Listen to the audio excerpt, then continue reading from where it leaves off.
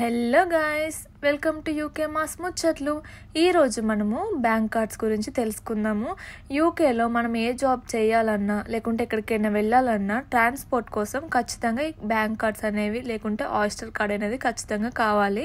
నేను ఈరోజు చెప్పేది మోన్జో, బార్క్లేస్, లాయిడ్స్, ఆయిస్టర్ కార్డ్ గురించి.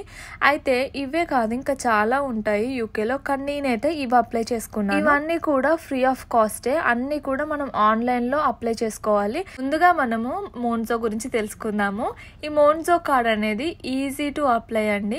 అంటే ఈ రోజు అప్లై చేస్తే వెంటనే వచ్చేస్తుంది, రేపు ఈజీగా అయిపోతుంది ప్రాసెస్ అంతా కూడా. అయితే నేను బ్లర్ చేశాను ఎందుకంటే నా కార్డ్ డీటెయిల్స్ కూడా మొత్తం కనిపిస్తున్నాయి. ఈ మోన్జో కార్డు మనం స్టూడెంట్స్ ఎక్కువగా వాడడం చూస్తాము, లేకపోతే ఇంటర్నేషనల్ వీళ్ళు వస్తారు కదా ఇమిగ్రెంట్స్, వాళ్ళందరూ కూడా. మోన్జో కార్డ్ అనేది కొంచెము ట్రస్ట్ వర్తి అనిపించేది, ఎందుకంటే అది మొత్తం ఆన్లైన్ బ్యాంకింగే. ఇప్పుడు బార్క్లేస్, లాయిడ్స్ బ్యాంక్స్ ఇవి రెండు కూడా మనము వాకిన్ వెళ్ళొచ్చు, అంటే బ్యాంక్స్ కూడా ఉంటాయి బయట. మోన్జోకి అలా ఉండదు. ఇవి రెండు కూడా నాకు కొంచెం ట్రస్ట్ వర్తి అనిపిస్తాయి.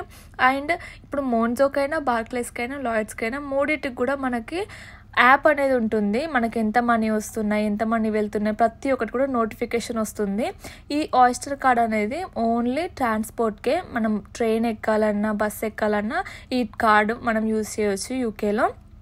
అయితే దీనికి మంత్లీ, వీక్లీ, మళ్ళీ 1 ఇయర్కి 6 మంత్స్కి అలా కూడా రీఛార్జ్ చేసుకోవచ్చండి. నేనైతే మంత్లీ వేపిస్తాను. మంత్లీ 66.50 వేపిస్తాను, అంటే దాదాపు 6500 వరకు వేపిస్తాను.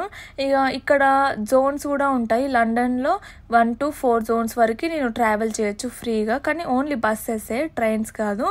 ఇన్ఫర్మేటివ్ అనిపిస్తే ఖచ్చితంగా సబ్స్క్రైబ్ చేసుకోండి.